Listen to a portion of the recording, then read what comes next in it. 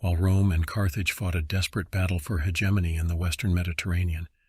No less important events unfolded in the Middle East. For supremacy in the region began an armed struggle between Egypt and the Seleucid state. This power, founded by the commander of Alexander the Great, Diadochus Seleucus Nikator, occupied at that time a large part of the former Persian power. The king of the Seleucid state was Antiochus III, who would later be called the Great. He began the Fourth War against Egypt.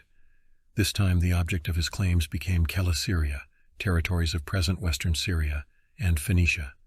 Antiochus managed to capture a number of lands with the cities of Tyre and Ptolemaiad. Antiochus began a campaign against Egypt itself. The army of Pharaoh Ptolemy Philopator was defeated in the mountains of Lebanon. The Seleucid ruler captured a number of cities and fortresses there. Then, for defense of the Palestinian possessions, Pharaoh has collected new army and has personally headed it, having acted towards the enemy. The opposing sides met in southern Palestine, south of the Palestinian fortress of Gaza, near the village of Raphia.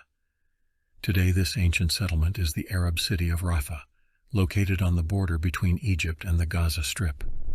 Ptolemy turned out to be a very far-sighted and savvy military administrator, having made every effort in advance to create a powerful, large, combat-ready and mobile army. Pharaoh realized that he could not do with his own forces and Egyptian commanders alone. Philopator did not spare money on catching and training of fighting elephants, hiring Greek, Macedonian, Thracian, Celtic, and Libyan warriors, and also on payment of services of experienced strategists. By the beginning of hostilities in Ptolemy's army, on the basis of data of Polybius, and also works of modern Israeli, Greek, and Near Eastern historians, there were 75,000 infantrymen and 5,000 horsemen, and Egyptian elephantry had 73 fighting elephants. Antiochus III brought 68,000 warriors and 102 war elephants to the battle.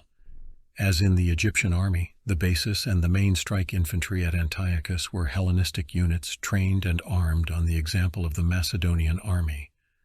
Certainly that in reality Antiochus and Ptolemy numbered much less soldiers than it is specified in ancient sources.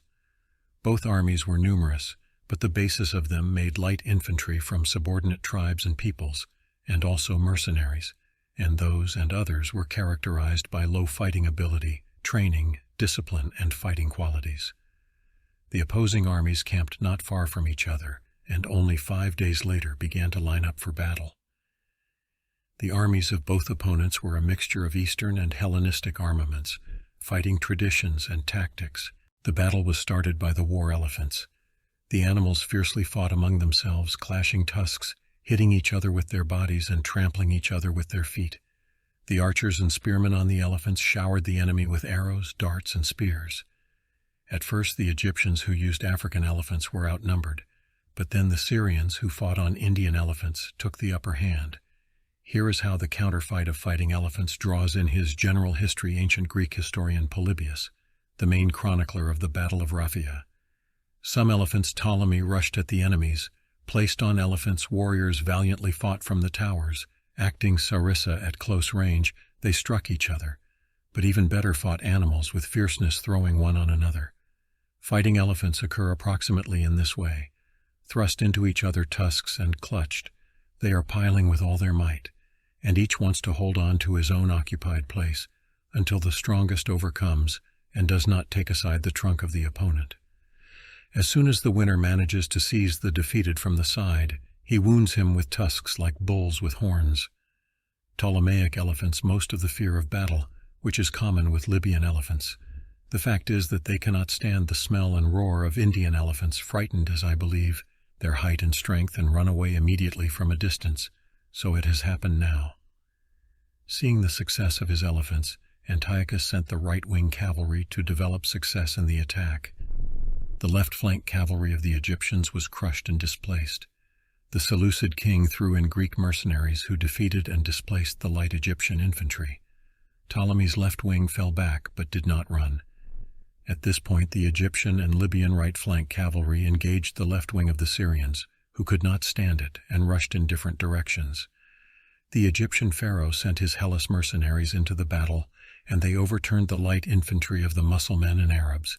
Thus, too, Antiochus's left wing fell into disorder. The Seleucid king himself was on the right flank. He decided to personally lead his warriors in a decisive attack.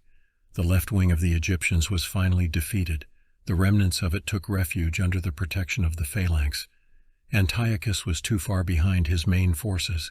Before he could bring his cavalry to order and turn back, the Egyptian phalanx marched swiftly forward. In a short battle of two phalanxes, the Egyptians gained the upper hand. The Syrian infantry and the remnants of the left flank turned to flight. Antiochus never made it back to the troops. Unable to do anything to help his former center, he hurried to Raphia. All the survivors of his warriors fled there as well. The defeat was total. Antiochus's army lost 10,300 men killed, and another 4,000 warriors were taken prisoner. In addition, the Egyptians lost 16 war elephants on the battlefield, and several dozen more animals were captured by the enemy. There is no information about the number of wounded on both sides. Antiochus buried his fallen warriors and began his retreat northward to Gaza. Ptolemy soon occupied Raphia and then liberated Palestine and a number of cities in Phoenicia. The Seleucid ruler requested peace.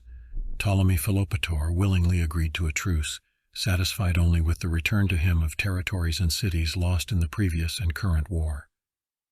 Antiochus's claim to Egyptian possessions had failed. Reconciled with Pharaoh, he turned his gaze eastward, starting a war against his eastern neighbors, Parthia and the kingdom of Bactria.